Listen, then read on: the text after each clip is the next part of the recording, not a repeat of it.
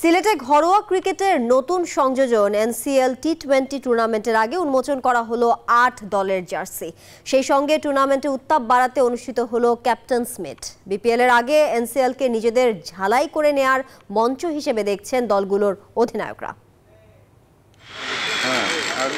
দেশের ক্রিকেটের পাইপলাইন শক্ত করতে বিসিবির নয়া উদ্যোগ এনসিএল টি-20। এই টুর্নামেন্ট জনপ্রিয় করতে লোগো ট্রফি উন্মোচনে বিসিবি দেখিয়েছে সৃজনশীলতা। এবার আরও একটু ভিন্ন মাত্রা যোগ করলো টুর্নামেন্টের ৮ দলের জার্সি উন্মোচন ও ক্যাপ্টেন্স মিট দিয়ে।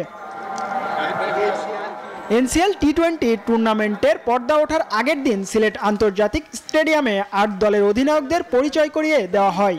দেশি ক্রিকেটারদের নিয়ে এই টুর্নামেন্ট আয়োজনে খুশি খেলোয়াড়রাও। স্বাস্থ্যকর অল টাইম হানিকম, সব সময় all time healthy life.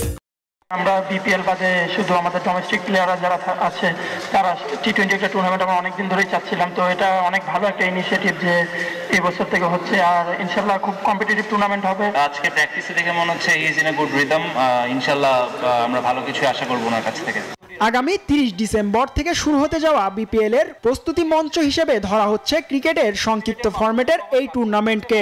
Bangladesh premier লিগের আগে এই টুর্নামেন্ট অনেক কাজে দিবে বলে মনে করেন এনসিএল এর অধিনায়করা। আমার ন্যাশনাল টিমে কামব্যাক করার জন্য, যে কোনো প্লেয়ারের জন্য কামব্যাক করার জন্য এরকম টি-20 টুর্নামেন্ট খুবই হেল্প করবে।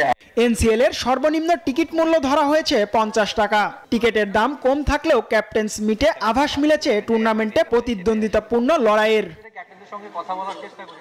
জিহাদ আল হাসান, নিউজ 24।